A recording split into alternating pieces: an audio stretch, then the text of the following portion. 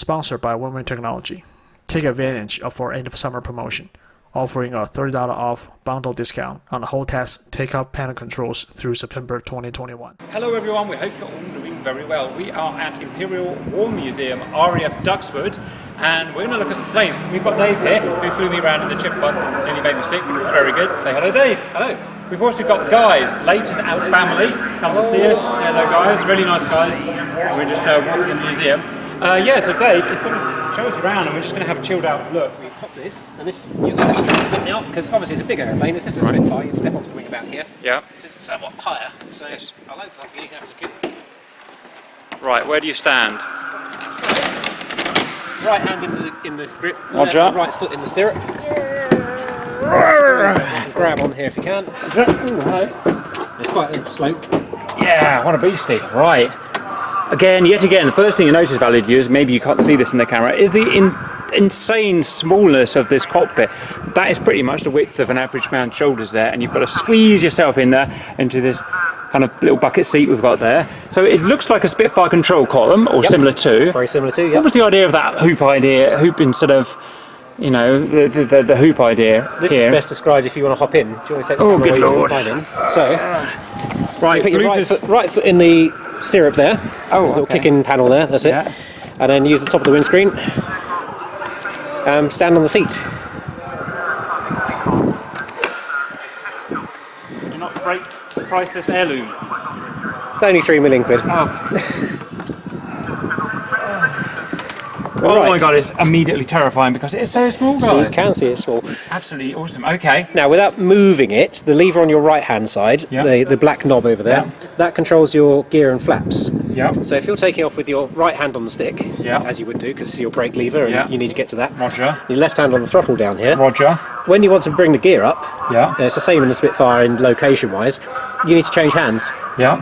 So rather than letting go in a formation takeoff where the thing might spring around all over the place, Yeah. you swap hands by holding Right. the stick, taking it off, moving the thing you want, grip it again, and move the hand back.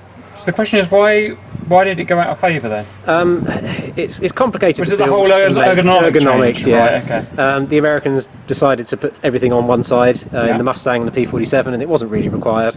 Yeah. And if you think about it, it's not necessary to take your right hand off the stick. Roger. It's just really poor ergonomics on the design side. Roger. Can I have a look around the instruments? Yep. I'll give Thank that you. back. It does give you the added bonus that in a sustained turn, to make sure the ailerons are clear, Yeah. if you're in a sustained left turn, for example, holding a stick like that, you're putting quite a lot of pressure in your wrist. Roger. So you can now, with this, you can just move your grip. And if you're holding that in there, Yeah. you can hold it, and then when you come back round, move your hand round so it's comfy again.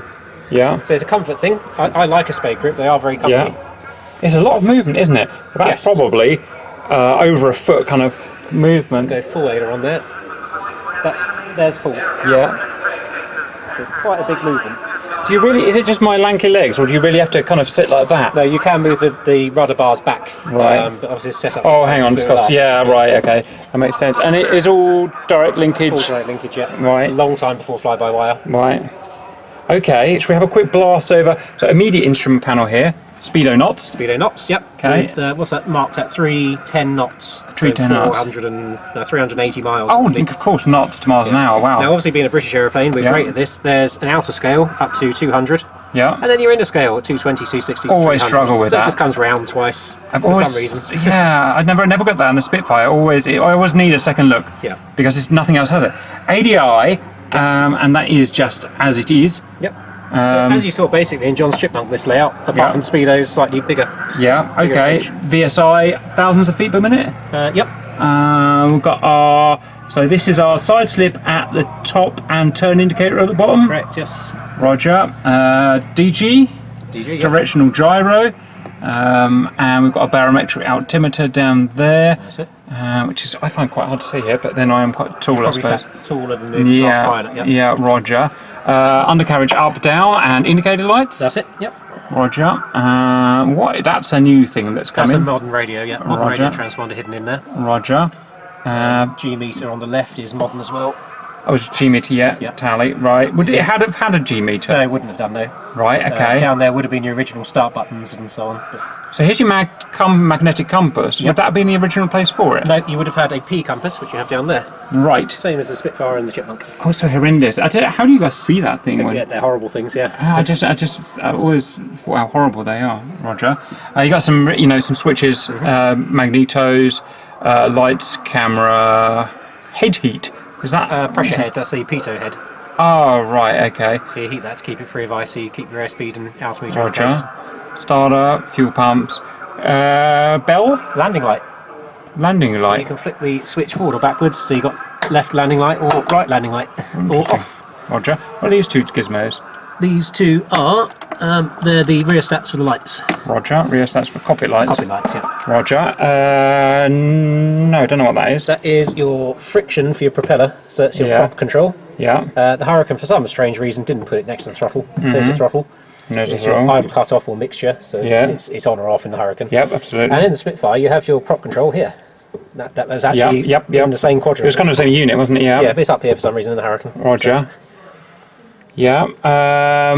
Your radiator flap indicator. You've got main pressures for the fuel and reserve tanks. Yeah. Supercharger blower. Yeah. And then down here, trim for rudder and elevator. God, that's hard to get to. Is that just me, or is that? Yeah, you so you've feel got to it. literally You turn that. feel it. Okay, so you literally got to turn that wheel. Yep. And there's your rudder down there.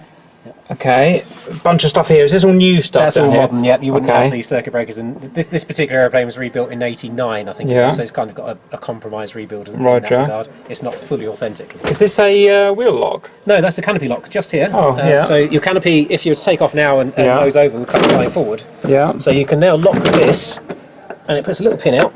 Can't do it from this angle. Yeah. Yeah, I can do it from the angle. Well, take my word for it. I It puts see a it. pin out here, basically. Yeah, I get stops it. There. What happened there? So We've got a couple of battery guys here, so voltage and amps. that's it. Where else are we?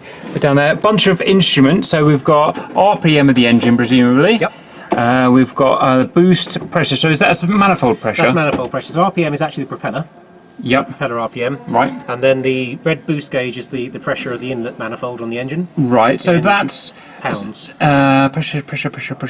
Right. So is that because we've got a turbocharger or a supercharger blowing into it? That's it. So you're sat Right. at £0 right now because Yeah. there is ambient Ambient temperature. ambient pressure. Yep. Right. When the engine starts, it will come back to -2 or 3. Roger. And obviously, the supercharger kicks in, it goes to plus. Roger. Maximum. This is +12. Red line. Okay. Fuel pressure warning. So I'm guessing what a low pressure. Low pressure warning. Yep. Yeah, a leak or something. We've got something PSI here. Oil pressure. That's oil pressure down there. We've got oil temperature down there Yep. in degrees. We've got radiant coolant temperature because we've got obviously a water cooled doodah. We've got a now. Is this fuel gauge, whatever you want to call it, like the Spitfire, where you have to press a button? Very much so, but we have 3 tanks rather than the one. So above it we have the knob. So centre tank, port and starboard. Are they wing tanks? Yes. So you would flick it over to whichever tank you want, Yeah. and press the button in, and the dial comes to life. Could you take a lot more fuel than a Spitfire because of that? No, it's about the same. Okay. It's just where they located the tanks. Some sort of Morse code. Is this lights or? That's downward ident lights. Yeah. Downward same as the ident lights. Chipmunk had. Yeah, So that's you fly over interesting. your airfield and flash a colours of the day signal. Is this a period light? That's a period light. Wow! Look at that, a real light from a long time ago. Is that real? Is that That is authentic? modern. We now have where Yeah. the guns used to be some ferry tanks. So Yeah. that's the pumps for the auxiliary tanks out in the wings. Roger. Map pockets on the side. Yeah. Emergency escape jettison. And then you got that's your seat handle. So raise and lower the seat. Here we are. And then under the seatbelt down there on the floor is a big lever for pumping the hydraulics up and down if you have hydraulic failure. Yeah. Wow. Yeah, and we've got a flap indicator down here That apparently. indicates there as well. Yeah. God. Yeah. And one thing I'm trying to convey to the viewers is I've got probably 4 inches of movement left or right, and then I'm touching these walls. So you are in here and you are strapped in. Oh, and a gun sight, of course. Gun sight, yeah. Which has got here. One thing that is so interesting is how small this area is. On our sim, it looks quite big, at least without VR. Here, I mean, if I put my hand up, that's a human hand, against the gun sight. You know, it's like smaller than your palm. Not very big at all, are they? Yeah, it's so weird to get used to. Now I'll close you in so you can see the visibility. Yeah. Whoa! Immediately, massively claustrophobic. And you've got all this A-frame here. It's in the way. annoying. That's so annoying. Couldn't they at least have made this a one piece? They probably could have done. On the Harvard Mark IV they did, and they took this out on the Harvard. Yeah. Actually, height-wise, that's pretty good. It's not bad, is it? I mean, yeah, I was expecting that to be a bit worse, Look but... behind you, you'll see the view to the 6. Oh, ouch. Not ideal. Yeah, big... Is that armour? No. It's just a big chunk of metal. Wood. Oh, wood. Of course it is. Right. Okay. Awesome, man. If you're in service back in Britain, aircraft would probably have a chunk of armour here. Yeah. To protect your head and your back. Yeah. But this one's just ply here. Awesome. Okay. Right. Very nice. Very nice. So that is a Hurricane. Right. Okay. I know you want to do this because it's fun. You can turn the gun button from safe to fire. How do you do To the that? outside. Oh, is that how you do it? Anti-clockwise. Anti-clockwise. Ooh. That's now on fire. So if you're holding the stick with your right hand, your thumb now fits in this little groove, Ah. and you can pull the trigger. It Wow. doesn't do anything, so you feel free to pull the I'm trigger. gonna do it. You've got to do it. Jerry on the nose. This is 12 guns, by the way. Oh, people are looking at me. Better shut up. We are in the middle of a museum at the end of the day. Right, I'm going to try and exit this as gracefully as I can. Then this was a real experience, guys, being in a fully working drivable, not a museum piece, a fully working drivable Hurricane. And this is something I will treasure. I'm going to give that to you, Dave. I'm going to try not to touch anything expensive looking. Best way out is wrap your arms around the windscreen, Roger. pull yourself up to the seat. Feels like it's going to break. That'll be fine. It's armoured windscreen here. Is that glass? Yes. Wow, look at that. I guess so you can see behind, right? See, seeing behind you, Rear absolutely. Yeah. visibility is So turn around. horrendous. Sorry, turn around. Come backwards and right foot out first. And I've got to find that thing. You've got to find that flap. I'll try and talk you into it. Roger. So down, up. That's it. Spot on. There you are. You're in. First time. Right. And then that's it. Steady yourself. Leg out onto the wing. And the easiest way off is to sit down and slide. Oh, A £3 million slide. ready guys? A very offensive Ferrari. And there you are. One Hurricane. Very cool, man. I'm now a Hurricane convert. So we've got what is your essential dream drive here. He's obviously a real pilot and flies real aeroplanes and aspiring to one day maybe fly a Hurricane. Can you talk us through it, Dave? Because we were talking about, we got obviously in World War II on the British side, mainly the Spitfire and the Hurricane. And the Spitfire is the one that everyone really remembers. It's the one that's on all the photo covers and the films and stuff like that. But we were saying the workhorse, the 60-something% of kills actually done, were done by the Hurricane. So Hurricane really should be getting the notoriety and the fans or whatever. So anyway, so the first thing we pointed out here, this is a Mark 12, you said? Yeah, Canadian-built aeroplane. This one, so it's a Mark 12, which is the Mark 2, but the Canadian-built version. Roger. And this has got 12 guns, 6 in each wing, right?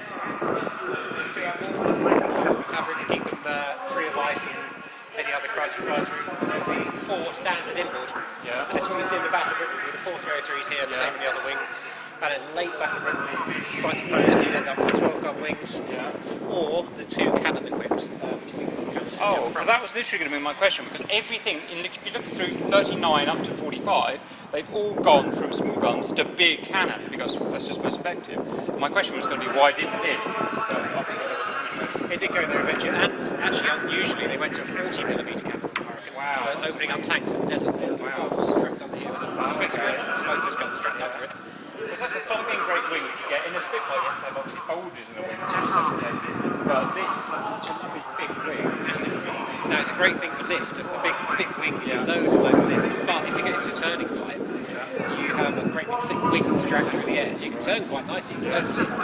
And once you've turned and you need to get away suddenly, you're going to take forever to accelerate because there's a load of drag as well. Right. All that air hitting the front of this and having to separate. If you've got a nice slim wing, that's with like a knife through butter, it just flows over. So the Mustangs, the Messerschmitts, the Spitfires will accelerate a lot faster. But this without turning. I didn't know that. That's interesting. What about top speed? It must make a difference. About 410 miles an hour or so. Pretty good. Flat out downhill. Okay. VNE. Whereas the Spitfires at the time in 420, 430, up to the high 400s later on. So Yeah, you can always tell when it's flying plane is covered in flies, and you can see it's absolutely squashed in flies. So you never think about that when you're watching your fancy F-15 or F-16 or stealth fighter. It's just the same. It's covered in stuff. Yeah. Cool. Okay. Do they all have this slightly awkward canopy style and not a lovely, luscious bubble canopy like a P-51? Hurricane's never got to change a canopy. They always have the birdcage canopy up there. But they are inferior, surely. Yes, you can't look behind you particularly well, and you'll always find that that front strut by the handle there is probably right in your eye line. If you're trying to find formation, you've got a strut there, so you're looking around it. Yeah, not great. They just never bothered upgrading it because the Typhoon was in the process of being designed and was going to replace the Hurricane, so why bother? Right. As it happened, the Typhoon didn't come as quickly as it should have done. The tail kept falling off, so the Hurricane soldiers on. Right, and this was Merlin equipped, right? Yes. From the outset? From the outset, yeah. Right, so same engine as the Spit. Yeah. Interesting. Started with 1,000 horsepower, same as the Mark 1 Spitfires, and this one is 1,500, and about the highest they went to 1,500–1,600 horsepower. So that's still Merlin, yeah. Okay. What about materials? So everything so far is aluminium. Your aluminium on the front part, and back to where the windscreen line comes here. Can't quite reach it, but around this line, and then from there backwards it's wood. Tubular steel. Now, isn't that interesting? So if you want to duck under, watch your head as you do. Yeah, I'm gonna. Yeah, okay. Way under. So as we have with the Chippy, the metal wing, fabric flight control. Fabric flight control, yeah. Early Hurricanes had a fabric wing as well. But they soon found that with the high speeds and the pressures, it ballooned and it wasn't very good. So right. To metallised wings. Yeah. And then from here backwards, that's plywood. Yeah. And that's fabric. Wow. Now that is. I'm bearing in mind this thing. Maybe not this one, but this plane was literally shooting down bombers over London. Yeah. So, and we're doing it with, was it plywood? Plywood and fabric. And literally, if you touch that, it is like touching a hot air balloon. It's I can push it in. You can see the tape along there where they do the stitching lines. That's what it is. So under here, you've got a four-piece steel frame, top and the bottom on both sides, with crossovers and various wires to make it rigid, and then around it some wooden formers to make this shape with fabric stretched over. Well, let's talk about why then. Why was this that design, and why was the Spitfire an all-aluminium design? Right, so it comes down to the structure of the aircraft. A frame is a frame, and that's your strength. Like a go-kart, if you build a go-kart, you're going to have a solid chassis. The Spitfire is what they call monocoque, where the strength of the aeroplane is in the skin. Right. So the strength of the wing here, for example, is built around ribs, but the strength of the wing is in every panel. It's riveted in. And the Spitfire is this all over. The problem you have with that is if someone pierces it, you lose some of your structural integrity. If you pierce the Hurricane here, not going to do anything, it's going to go straight through the other side, maybe take out a bit of the wood. But as long as you miss the main fuselage sections here and here, this bit doesn't really matter. So you call this more durable fuselage because of that? More durable for that kind of warfare, So you can put 303s or 20 mils through any part of this and rip it apart. You burn the fabric off even, and it will still get you back. And probably all you need to do is cover it over with a patch and it will fly again that evening. If you pepper a Spitfire this side with you lose your strength. You lose the strength. It's got to go away to the factory to have a whole new skin in place. So. And what was the benefit of the monocoque design then? Lighter? Lighter and stronger. So the Spitfire will pull more Gs, ultimately being a stronger stronger design. This is very much reliant on the four bars that still staying rigid, and if anything loosens off and it starts moving around, then you get tailplane flutters and wings fall off and things like that. But historically, they did go monocoque, didn't they? All your modern fighters are all stressed skin. This is pretty much the last of the fabric-covered RAF machines. So. Right. Wow. Look at that. And all of this fabric and everything from the front of the cockpit back is fabric and wood over a metal frame. Trim tabs there and there. Holy McWowza, what's this for? Serial number of the aeroplane. Wow, like a car. Is that the original serial number it was born with? So you're very privileged as well because there's only one in the world, and that's the older brother, the older sister, the Hawker Fury. Oh wow, look at that. And she was immediately before the Hurricane. It was the last aeroplane Hawker built before the Hurricane. And they thought when they took the top wing off it, they'll just call this the Fury Mark 3. Actually, no, that looks a bit different, doesn't it? So this is the Hawker Fury Mark 1 onto the Hawker Hurricane, and that is a direct lineage from that aeroplane. Amazing. Are they together just out of fluke, or? No, they belong to the same collection. Historic Aircraft Collection restored these 2 biplanes. Yeah. And they're in the Hurricane already. Yeah. But that's the only one in the world. Wow. And it's a flyer. Amazing. Beautiful aeroplane. Yeah. I was shocked by the amount of visibility they've got below the top wing and above that. God. Does it increase performance the lower that wing is? Because I always wonder, why don't you just stick it up an extra foot and give the guy a lovely... More drag, Yeah. more struts, more rigid seat, so. Immense. Very good. Anything else to show on Monsoir Hurricane? Just got various hatches and louvres around for ventilation. This is the original gun port, so machine guns will be in here for servicing. Yep. And outboard you do underneath, there's Yep. hatches underneath. Yeah, apart from that, I suppose the big thing to look at now on the aeroplane will be the radiator and gear layout. So there's the Spitfire over there. You can see the narrow track undercarriage. Yeah, which is a massive pain in the butt for you guys. So the radiator sat behind the wheels. Yeah. Perfectly, so when you put the gear down, you stop the airflow Right. to the radiator and it starts heating up. Yeah. Hurricane, steps. Standing in front of it, this lovely wide undercarriage because it opens outwards rather than inwards. Right. So it's hinged on the outside and comes in to go up. And a massive radiator underneath. It's in the airflow, the propeller, the whole time. Yeah. So cooling is Wow, really an that's issue, far superior then. which is obviously the same or similar design to the Mustang. Right. So it's landing this and operation on the ground is going to be a lot easier, presumably. From what I'm told, the yes, Spit. it's a better stability on the ground. It doesn't wobble around so much. Roger. But they do have a tendency to swing at the end of a landing roll, and you never know which way. That's weird. So I've been told by the Hurricane guys that fly it is be ready with a handbrake because you Yeah. can steer it with the rudder and brakes, same as the Right. truck. Just be ready to put that input and squeeze the brake when Yeah. it starts to go. Right. So again, we've got hydraulic brakes and a bias valve that's connected to the rudder and Pneumatic pedals. brakes. Pneumatic Brakes brakes. on this. Right. To Why advise- do they have pneumatic brakes? Good question. I've never understood that. Unless for some reason maybe maintenance or... Possibly more a redundancy feature and saving hydraulic pumps and things Yeah. like that. So, Okay. but yeah, that's what they did. Hydraulic, pneumatic brakes on all these. Yeah. There's a big old ding ding. Were they all 3-blade? They were 3-blade very early on, yeah. So to start with, they were 2-blade single selector, so Yeah. it's fine. But very quickly they went to constant speed propellers. Yeah. And when they went constant speed, they went to 3 props, or 3 blades. And eventually, when the more power, if you look at the Spitfire with the 4 blades, Yeah. that one's got the 1600 horsepower in it, it's Mark 9. Right. So more propeller to get more power from the engine. Yeah. Of course, the more powerful the engine gets, the more blades you add until you get Yeah. to things like the Sea Fury and the Mark 19 Yeah. Spitfires with 5 blades, 6 blades, contra-rotating blades. Amazing. Nice piece of kit. Right. Well, we shall have to campaign to try and get this baby into DCS as well. Absolutely. That sounds of things. Right. I'm going to sign off there. Dave, thank you very much. You've got to go flying again. Yeah, I have, yes. And So I time will. now. Yeah, I will see you another time. Thank you very much. Ta-ra.